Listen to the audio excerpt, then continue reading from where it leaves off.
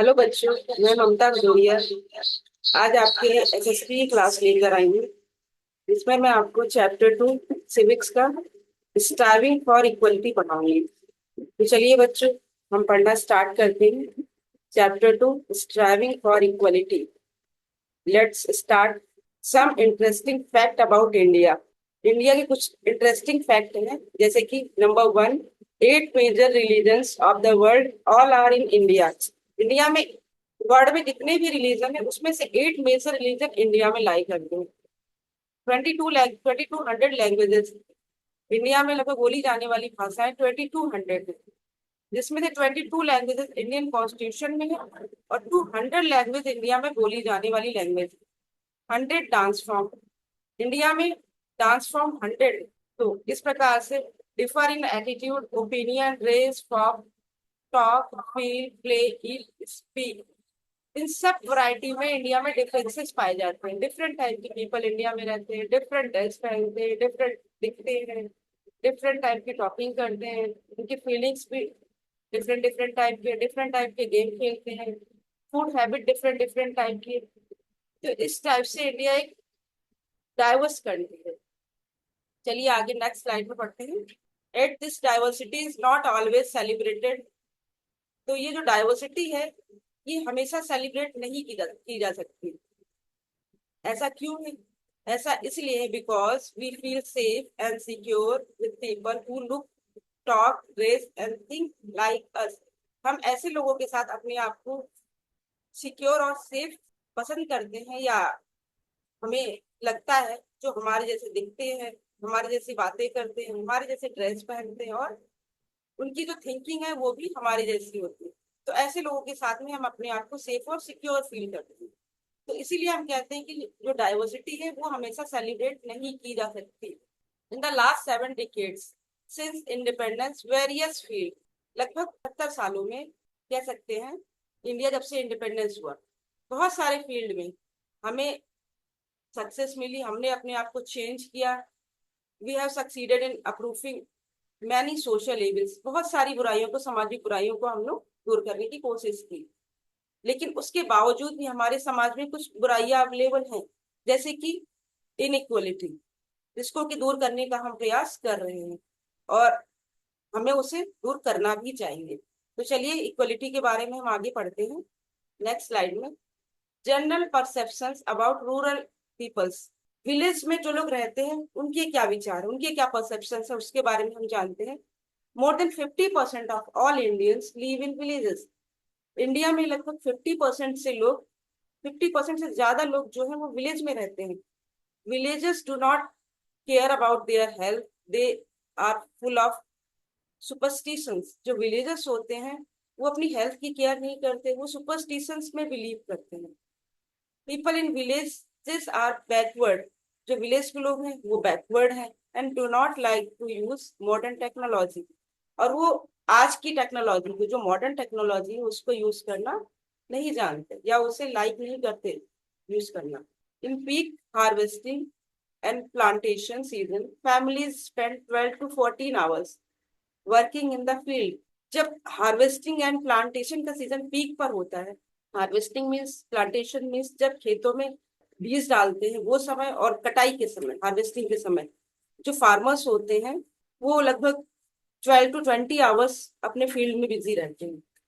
Otherwise other समय वो free रहते हैं, लेकिन हार्वेस्टिंग के समय और प्लांटेशन के समय वो 12 से 14 घंटे तक काम करते हैं।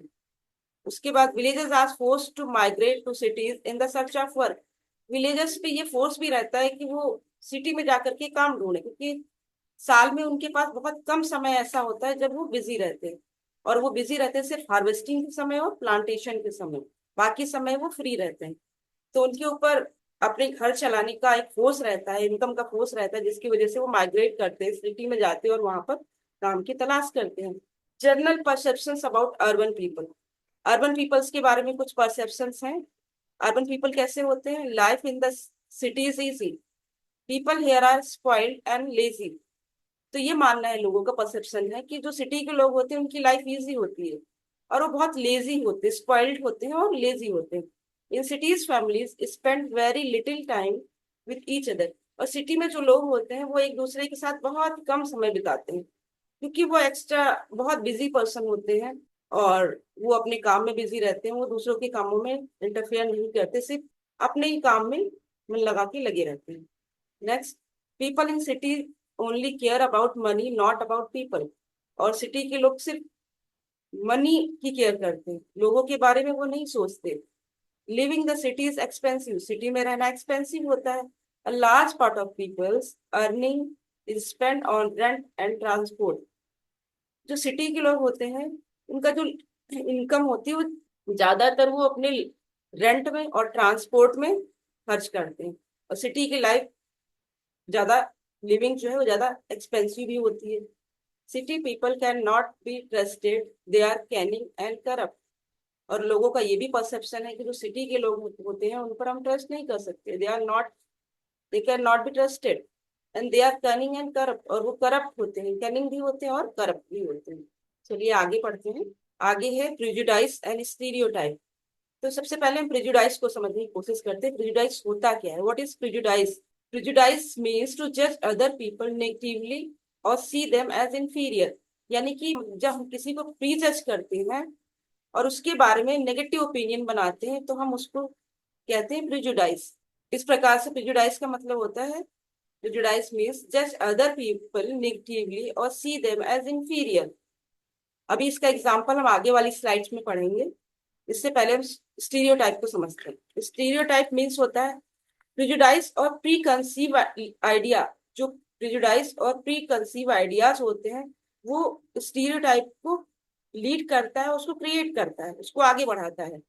एन आइडिया और statement about all the members of a group. चलिए सबसे पहले हम प्रिजुडाइज को एग्जाम्पल के माध्यम से समझने की कोशिश करते हैं। जैसा कि आप लोग पिक्चर से देख पा रहे हैं, जब हम किसी को प्री जज करते हैं, उसको जानते नहीं, उसको समझते नहीं है, उसको बिना जाने समझे उसके बारे में नेगेटिव स्टेटमेंट क्रिएट कर लेते हैं, नेगेटिव थॉट बना लेते हैं, तब हम उसे कहते हैं प्रिजुडाइज। जैसा पिक्चर में आपको दिख रहा है, एक पर्सन है जिसकी आंखों में प्रिजुडाइज की पट्टी लगी हुई है। यानी कि हम किसी भी व्यक्ति को बिना जाने समझे उसके बारे में एक ओपिनियन क्रिएट करते हैं।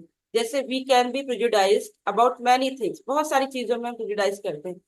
पीपल्स रिलीजियस बिलीफ, लोगों के धर्म से संबंधित बिलीफ के बारे में प्रिजुडाइज करते हैं। The colour of their skin, उनके कलर, स्किन कलर को लेकर के हम उन्हें प्रिजुडाइज करते हैं। The region they come from, और उनके उस एरिया या उस क्षेत्र से, जिस क्षेत्र से वो आते हैं, उसको लेकर के हम उन्हें प्रिजुडाइज करते हैं। The accent they speak in, और वो जिस तरीके से बात करते हैं उनकी लैंग्वेज के बेस पे हम उन्हें प्रिजुडाइज करते हैं। The cloth they wear etcetera, और उनके कपड़ों के बेस पर हम उन्हें प्रिजुडाइज करते हैं। तो ये सब बहुत सारे तरीके हैं जिसके आधार पे हम प्री जज करते हैं, किसी को प्रिजुडाइज करते हैं। तो प्रिजुडाइज जो है एक नेगेटिव थिंकिंग है जो हमारी सोसाइटी में बहुत ज्यादा है इस समय। अब हम स्टीरियोटाइप की बात को समझने की कोशिश करते हैं, उसके कुछ एग्जांपल से उसके माध्यम से समझते हैं। जैसा कि आप पिक्चर में देख रहे हैं, कुछ डॉल्स की पिक्चर लगी हुई है, एक बॉय जो है वो क्राई कर रहा है। तो स्टीरियोटाइप में क्या है, हमारे जो पहले के लोग थे उनकी कुछ थिंकिंग थी और वो थिंकिंग नेगेटिव वे में होती थी, इसीलिए हम उसको कहते हैं स्टीरियोटाइप। जैसे गर्ल्स आर वेल बिहेव्ड, तो पहले से ही चला आ रहा है कि गर्ल्स जो होती है वो वेल बिहेव्ड होती है, सॉफ्ट होती है, जेंटल होती है, इमोशनल होती है, गुड एट कुकिंग, कुकिंग में अच्छी होती है। फेवरेट गेम, उनका फेवरेट गेम होता है डॉल से प्ले करना। Favourite game is to play with dolls. जो बॉयज होते हैं उनके बारे में लोगों का विचार है, पहले के ट्रेडिशनल लोगों का विचार है, बॉयज डू नॉट क्राई, लड़के रो नहीं सकते, नहीं रोते, वो राउडी होते हैं। गुड एट स्पोर्ट, स्पोर्ट में अच्छे होते हैं। फिजिकली स्ट्रांग होते हैं, नॉटी होते हैं। Mean to do work outside of home, और घर के बाहर का जो काम होता है वो लड़के करते हैं। तो इस टाइप के विचारों को हम कहते हैं स्टीरियोटाइप थिंकिंग, जो कि हमारे यहाँ पर पहले से चला आ रहा है और हमें इसको ब्रेक करके अपनी सोसाइटी से इस टाइप के विचारों को हटाना चाहिए। चलिए आगे पढ़ते हैं। आगे है सोशल एंड इकोनॉमिक डिफरेंसेस। जैसा आप पिक्चर में देख पा रहे हैं, सोसाइटी में हमारे सोशल डिफरेंसेस बहुत टाइप के हैं, इकोनॉमिक डिफरेंसेस हैं, रिच पुअर। इकोनॉमिक डिफरेंसेस में आप आएंगे तो और भी बहुत सारी चीजें आपको मिलेंगी वेल्थ से रिलेटेड। चलिए आगे पढ़ते हैं। सोशल इनइक्वलिटी, सबसे पहले हम समझने की कोशिश करते हैं social inequality. It makes the situation worst जो ये सोशल इनइक्वलिटी है, ये समाज को, सोसाइटी को बहुत वर्स्ट बनाती है, सिचुएशंस को बहुत खराब कर देती है। जैसे a person face social discrimination in the society on account of his birth in a particular caste group. कोई भी पर्सन किसी भी सोसाइटी में वो डिस्क्रिमिनेटेड फील करता है। किसके आधार पे? कास्ट के आधार पे।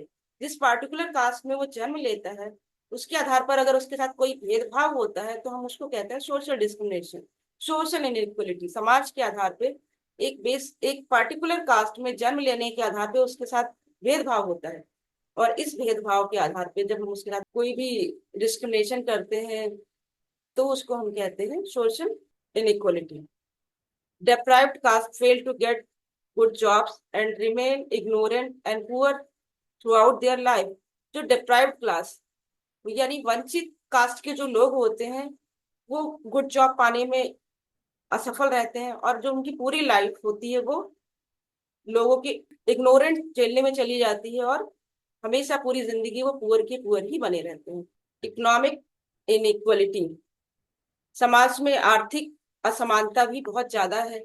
आर्थिक असमानता में हम देखते हैं कि unequal distribution of wealth among the people in a country has resulted in economic inequality. जैसा कि देख रहे हैं हम, इनइक्वल डिस्ट्रीब्यूशन ऑफ वेल्थ, समाज में जो धन है, जो वेल्थ है, वो लोगों के बीच में अनइक्वल डिस्ट्रीब्यूट है, जिसका रिजल्ट क्या होता है कि सोसाइटी में इकोनॉमिक इनइक्वलिटी क्रिएट होती है। जिसका रिजल्ट होता है, नतीजा ये निकलता है कि समाज हमारा आर्थिक असमानता का शिकार हो जाता है। इसी प्रकार से आगे, India is divided into three classes. जब हम इकोनॉमिक बेस पे सोसाइटी को डिवाइड करते हैं तो हमारा समाज तीन क्लास में डिवाइड हो जाता है, जिसमें rich, middle and poor class आता है। इकोनॉमिक कंडीशन के बेस पर हम समाज को तीन क्लास में डिवाइड करते हैं, rich, middle and poor classes. It is the poor class which is not able to fulfil even its basic needs. और जो पुअर क्लास के लोग होते हैं वो अपनी बेसिक नीड्स को भी फुलफिल नहीं कर पाते हैं। उनकी बेसिक नीड्स क्या होती हैं? बेसिक नीड्स उनकी होती फूड, क्लोथ्स एंड शेल्टर। जब कोई भी व्यक्ति अपनी ये बेसिक नीड्स को पूरा नहीं कर पाता है तो वो पुअर पर्सन कहलाता है। आगे, डिस्क्रिमिनेशन एंड इनइक्वलिटी। जो डिस्क्रिमिनेशन और इनइक्वलिटी है वो सोसाइटी में किस तरीके से क्रिएट हुआ उसके बारे में हम पढ़ेंगे। तो प्रिजुडाइज एंड स्टीरियोटाइप लीड करता है डिस्क्रिमिनेशन को। Prejudice and stereotype leads to discrimination and denial of equal opportunities to people.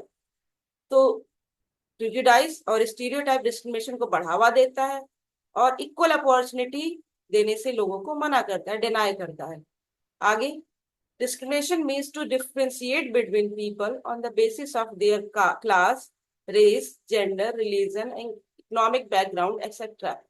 तो डिस्क्रिमिनेशन का मतलब यहाँ पे हम समझते हैं, डिस्क्रिमिनेशन मतलब होता है, discrimination means to differentiate between people on the basis of their class, race, gender, religion, economic background.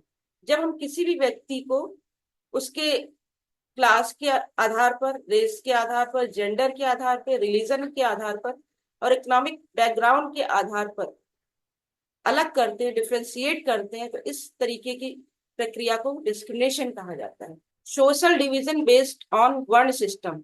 ये जो सोशल डिवीजन वर्ण सिस्टम के आधार पर हम देख रहे हैं, ये हमारे लेटर वैदिक पीरियड से चला आ रहा है। जो हमारी सोसाइटी है, लेटर वैदिक पीरियड में हमारी सोसाइटी थ्री पार्ट्स में डिवाइड थी, जिसमें से सबसे फर्स्ट जो था वो ब्राह्मण्स था, सेकंड नंबर पे क्षत्रिय होता था, थर्ड नंबर पे वैश्य और फोर्थ नंबर पे शूद्र। तो ब्राह्मण जो फर्स्ट नंबर पे था, उसका काम था लोगों को शिक्षा देना, रिचुअल्स कराना और बहुत सारे धार्मिक अनुष्ठान को संपन्न करना। इस प्रकार की सारी प्रक्रिया को जो भी होती थी वो ब्राह्मण के माध्यम से ही कराई जाती थी। सोसाइटी का जो दूसरा वर्ण था वो था क्षत्रिय। क्षत्रिय का काम होता था देश की सुरक्षा करना, देश की बाउंड्री की सुरक्षा करना। क्षत्रिय एक योद्धा की तरह काम करता था। तीसरे नंबर पर जो था वो था वैश्य। वैश्य का काम था लोगों के पेट को भरना, यानी कि ये ट्रेडिंग का काम करता था। समाज में व्यापार का जो भी काम होता था वो वैश्य करता था। चौथे नंबर पे शूद्र आता है। शूद्र का काम होता था जितनी भी निम्न वर्ण के काम होते थे, जितने भी निम्न वर्ण के काम, सभी कामों को करना शूद्र का काम था। और इसके अलावा शूद्र ऊपर के तीनों वर्णों को सेवा करता था। यानी कि ब्राह्मण, क्षत्रिय और वैश्य इनकी सेवा का कार्य भी शूद्र ही करता था। Untouchability, untouchability means broken classes. जो ब्रोकन क्लास के लोग होते थे, यानी टूटे हुए लोग, उनको अनटचेबल कहा गया है। तो अनटचेबिलिटी का मतलब होता है, untouchability is the practice of discriminating various individuals on the group based on their caste and the jobs done by them. Untouchability में वो लोग आते हैं, वो इंडिविजुअल्स, व्यक्ति या ग्रुप में रहने वाले लोग आते हैं जिनको कास्ट के आधार पे या उनके काम के आधार पे, उनके जॉब के आधार पे डिस्क्रिमिनेट किया गया था। तो ऐसे लोगों को अनटचेबल पीपल कहा गया था।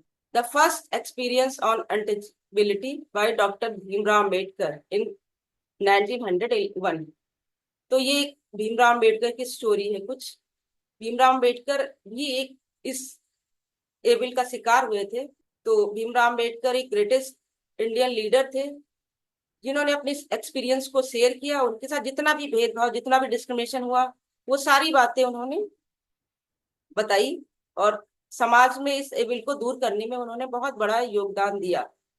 तो he was just 9 years old. He had gone with his brother and cousins to meet his father in the Koregaon, which is now in। Bhimrao Ambedkar Maharashtra से रहने वाले थे और ये महार कास्ट से बिलोंग करते थे। और इन्होंने भी समाज में अनटचेबिलिटी को बहुत फेस किया। इसीलिए आगे चलकर इन्होंने इस एविल को दूर करने के लिए बहुत प्रयास किए।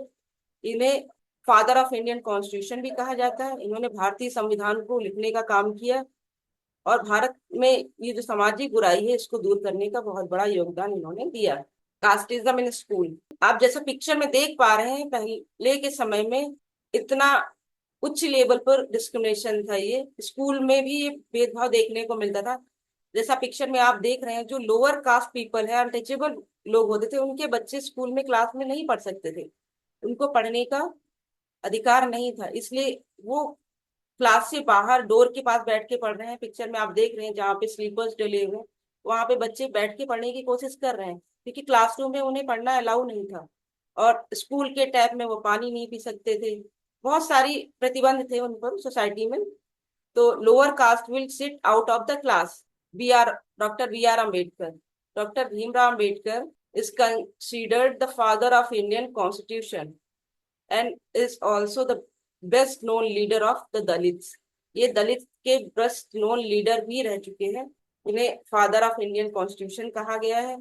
सोशल स्पेशल चिल्ड्रन, अब इसमें कुछ डिस्क्रिमिनेशन हम सोसाइटी में देखने को मिलता है। हमारे जो स्पेशल बच्चे हैं, जिसको आजकल दिव्यांग कहा गया है, उन बच्चों के साथ भी भेदभाव हो रहा है। तो वो भी इस डिस्क्रिमिनेशन का शिकार है।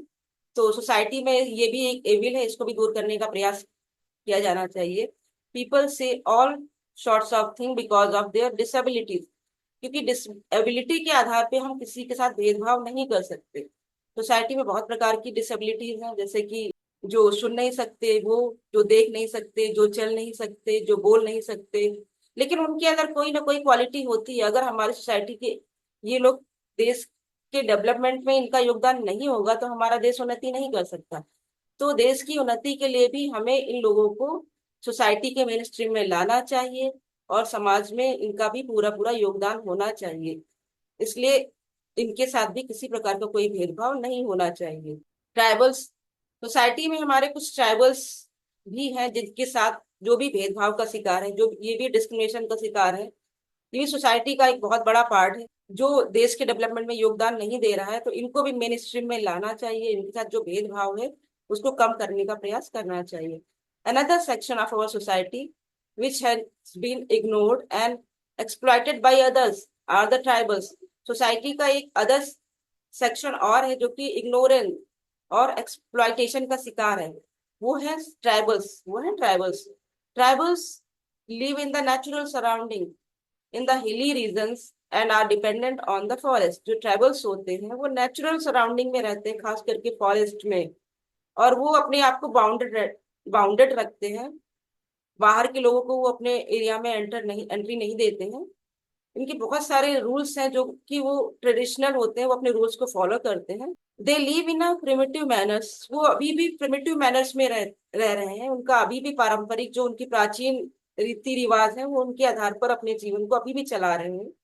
And have their distinct culture, उनका अपना खुद डिस्टिंक्ट कल्चर है, कस्टम्स है, कॉस्ट्यूम्स है, ट्रेडिशंस है, लैंग्वेजेस है, वो जो कि सिर्फ वो उसी को फॉलो करते हैं, वो अदर चीजों को फॉलो नहीं करते, अपने कल्चर को फॉलो करते हैं, अपने कस्टम्स को फॉलो करते हैं, अपने ट्रेडिशन को फॉलो करते हैं, और उनकी एक पर्सनल लैंग्वेज होती है, स्पेशल लैंग्वेज होती है जिसको कि वो यूज करते हैं।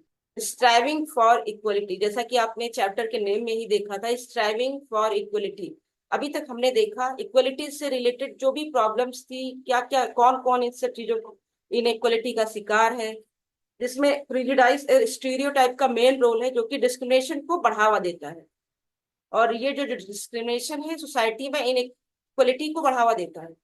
तो इक्वलिटी के लिए बहुत सारे लोगों ने फाइट की, उसको हम आगे पढ़ रहे हैं। तो इसमें कौन से सेक्शंस हैं जो इसका शिकार हुए, इसमें दलित्स हैं, वुमेन्स हैं, ट्राइबल्स हैं, पीजेंट्स हैं, और इन सब लोगों ने फाइट करी, और फाइट करके सोसाइटी से इस एविल्स को दूर करने का प्रयास किया। Dalits, womens, tribals and peasants fought against the inequalities they experience in their lives। अपने अनुभव के आधार पर उन्होंने बहुत लड़ाई लड़ी, और इस एविल्स है सोसाइटी का, इसको दूर करने के लिए उन्होंने बहुत प्रयास किया। इसके लिए गवर्नमेंट ने भी कुछ काम किए हैं, गवर्नमेंट के द्वारा कुछ रूलिंग बनाई गई है, फंडामेंटल राइट्स दिए गए हैं, जिसमें सोसाइटी में इक्वलिटी से रिलेटेड आर्टिकल 14, 15, 16 एंड 17 ये आर्टिकल हैं जो कि इक्वलिटी से रिलेटेड आर्टिकल है, जिसमें 14 आर्टिकल में बोला गया है is it guaranteed to every person equally before law and the equal protection of the law within the territory of India। यानी कि ये जो आर्टिकल 14 है लोगों को गारंटी देता है कि जितने भी लोग हैं सब सब law, every person is equal before the law, और सबको इक्वल प्रोटेक्शन मिलेगा, और इस टेरिटरी में रहने वाले जितने भी लोग हैं सब लॉ के सामने बराबर है। आर्टिकल 15 कहता है it does not allow any discrimination on the grounds of religion, race, caste, sex और प्लेस ऑफ बर्थ। आर्टिकल 15 जो है वो लोगों को रिलीजन के आधार पे, रेस के आधार पे, कास्ट के आधार पे, सेक्स के आधार पे, प्लेस ऑफ बर्थ के आधार पे भेदभाव को मना करता है, नॉट अलाउ, नहीं करने की अनुमति देता है। आर्टिकल 16 कहता है it provides equality of opportunity, लोगों को इक्वल अपॉर्चुनिटी देता है। इंडिया में जितने रहने वाले जितने भी सिटीजन हैं, जितने भी नागरिक हैं, सबको इक्वल अपॉर्चुनिटी है, चाहे वो रोजगार हो, चाहे वो कोई भी मैटर हो, हर एक फील्ड में उनको इक्वल अपॉर्चुनिटी मिलती है।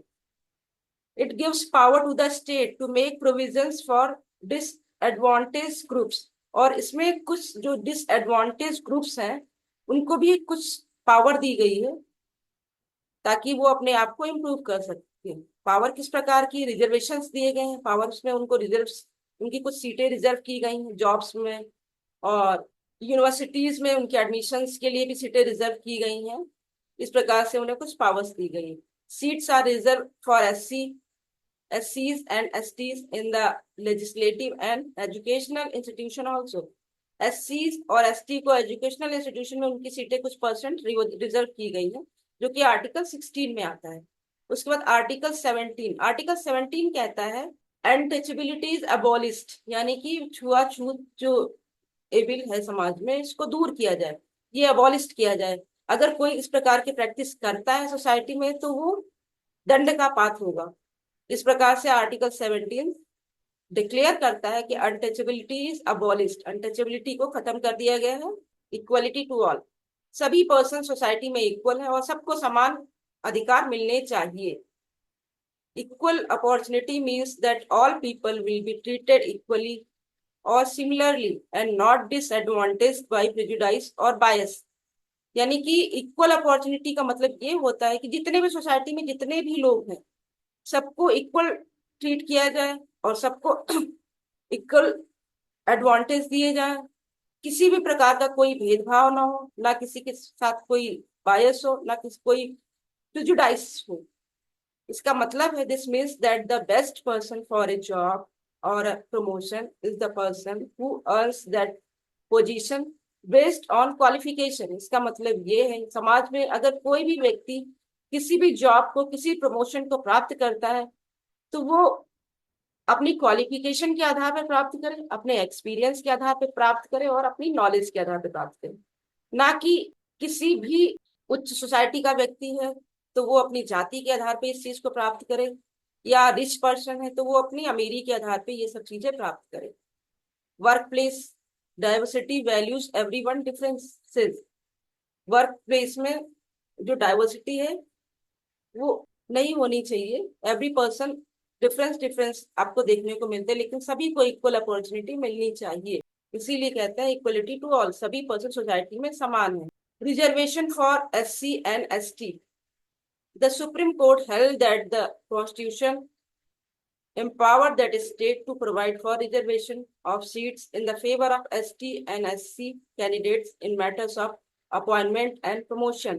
जैसा कि आपने इससे पहले आर्टिकल 16 में पढ़ा था, SC और ST के लिए कुछ सीटें रिजर्व की गई हैं, चाहे वो जॉब के लिए हो, चाहे वो उनके इंस्टीट्यूट में एडमिशन करने के लिए हो।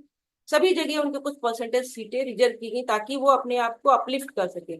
उनके साथ पिछले दशकों में या पिछले सेंचुरीज में जो भी उनके साथ गलत हुआ है उसको सुधारने के लिए और उनको अपलिफ्ट करने के लिए गवर्नमेंट ने कुछ रूल्स उनके लिए बनाए हैं। If the opinion of state they are not adequately presented in the service of the state. इस प्रकार से स्टेट अपने स्टेट में हर एक व्यक्ति को ये सीटें रिजर्व करेगा और उनको उसके आधार पे जॉब देगा और उनके उसी के आधार पे उनको स्कूल्स में कॉलेज में एडमिशन्स मिलेंगे। Preamble of Indian constitution. Indian constitution में जो इंडिया का प्रियम्बल लिखा हुआ है वो पूरी बुक का सारांश है। अगर हम देखें तो बुक में जितनी भी चीजें हैं वो उसको सिर्फ प्रियम्बल में ऐड करके बता दिया गया है। जैसे जस्टिस, सोसाइटी में जस्टिस 3 प्रकार की प्रियम्बल में लिखी हुई है, social, economic and political. Liberty, liberty भी यहाँ पर आपको 5 प्रकार की देखने को मिलती है, थॉट में, एक्सप्रेशन में, बिलीफ में, फेथ में एंड वर्शिप में। Equality of status and opportunity. तो इक्वलिटी यहाँ पर 2 प्रकार से दिखाई गई, स्टेटस में इक्वलिटी एंड अपॉर्चुनिटी, सबको इक्वल अपॉर्चुनिटी मिलनी चाहिए। Fraternity, assuring dignity of the individuals and unity and integrity of the nation. जो फ्रेटर्निटी है वो एश्योर करता है लोगों की डिग्निटी को, लोगों के आत्मसम्मान को इंश्योर करता है हर एक व्यक्ति, जिससे कि हमारे नेशन का, हमारे देश का एकता और अखंडता कभी भंग नहीं हो, हमेशा देश में एकता अखंडता बनी रहे। चलिए आज की क्लास यहाँ पर खत्म होती है। तो बच्चों अगर आपको क्लास अच्छी लगे तो प्लीज मेरे चैनल को लाइक करिए, सब्सक्राइब करिए और कमेंट करिए ताकि मैं आपके लिए और क्लास लाने की कोशिश करूँ। अगर कोई गलती है तो आप जरूर कमेंट में मुझे बताइएगा, मैं उसको जरूर सुधार करने की कोशिश करूंगी। Okay, thank you, good bye.